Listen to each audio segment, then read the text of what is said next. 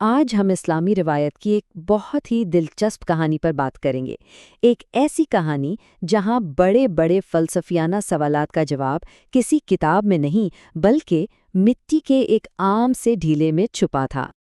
تو یہ پورا معاملہ شروع ہوتا ہے 3 بڑے اور بظاہر ناقابل فہم سوالات سے۔ پہلا سوال یہ تھا کہ بھئی خدا موجود ہے لیکن نظر نہیں آتا، جبکہ اصول تو یہ ہے کہ جو چیز موجود ہے اسے نظر بھی آنا چاہیے۔ دوسرا نقطہ یہ تھا کہ شیطان تو خود آگ سے بنا ہے، تو پھر اسے جہنم کی آگ سے تکلیف کیسے پہنچ سکتی ہے؟ اور تیسرا اور شاید سب سے پیچیدہ سوال، ہم کہتے ہیں کہ ہمارے پاس اپنی مرضی ہے، اپنا اختیار ہے، لیکن اگر ہر چیز کا کرنے والا خود خدا ہے تو پھر ہمارا اختیار کہاں گیا؟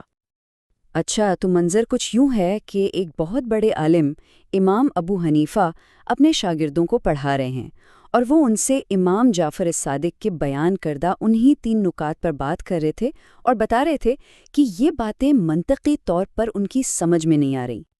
انہوں نے اپنے شاگردوں کے سامنے کھل کر کہا کہ یہ 3 باتیں میری سمجھ سے باہر ہیں، اور دیکھیے ایک اتنے بڑے عالم کا یہ کہنا ہی اس بات کی دلیل ہے کہ یہ سوالات کتنے گہرے تھے۔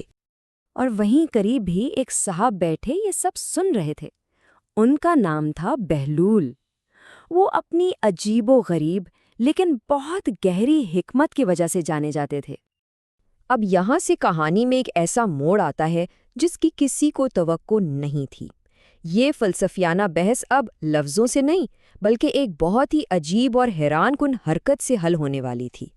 بہلول نے امام ابو حنیفہ کے تمام نکات کو بہت غور سے سنا، ان کی منطقی الجھنوں کو سمجھا، اور پھر اچانک انہوں نے زمین سے مٹی کا ایک ڈھیلا اٹھایا اور سیدھا امام ابو حنیفہ کی طرف پھینک دیا، جو انہیں جا لگا۔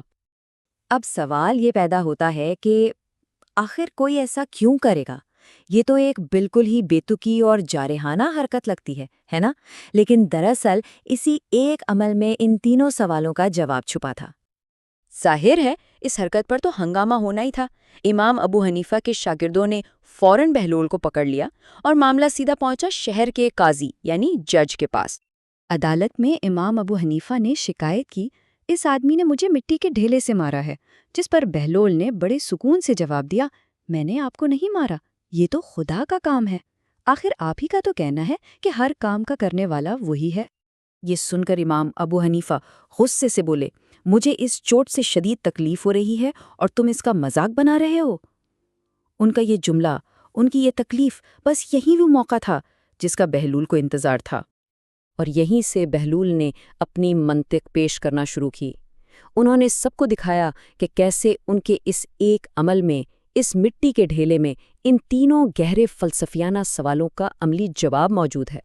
بہلول نے ایک ایک کر کے بات سمجھانی شروع کی۔ سب سے پہلے انہوں نے درد کی بات کی۔ انہوں نے امام ابو حنیفہ سے پوچھا، آپ کہہ رہے ہیں کہ آپ کو درد ہو رہا ہے، ذرا مجھے وہ درد دکھائیے تو صحیح، کہاں ہے؟ امام نے جواب دیا کہ درد تو محسوس کرنے کی چیز ہے، اسے دیکھا نہیں جا سکتا۔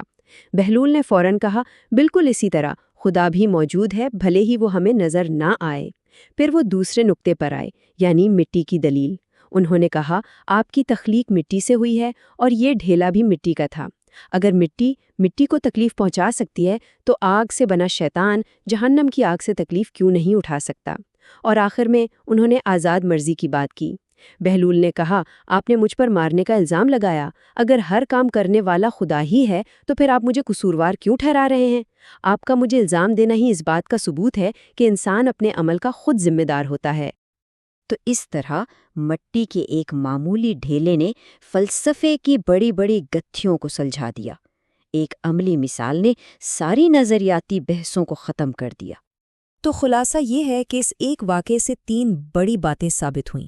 پہلی یہ کہ کسی چیز کے وجود کے لیے اس کا نظر آنا ضروری نہیں، جیسے درد اور جیسے خدا۔ دوسری یہ کہ کوئی چیز اپنی ہی جیسی چیز سے تکلیف اٹھا سکتی ہے، جیسے مٹی سے مٹی اور آگ سے آگ۔ اور تیسری یہ کہ انسان اپنے اعمال اور فیصلوں کے لیے خود ذمہ دار اور جواب دہ ہے۔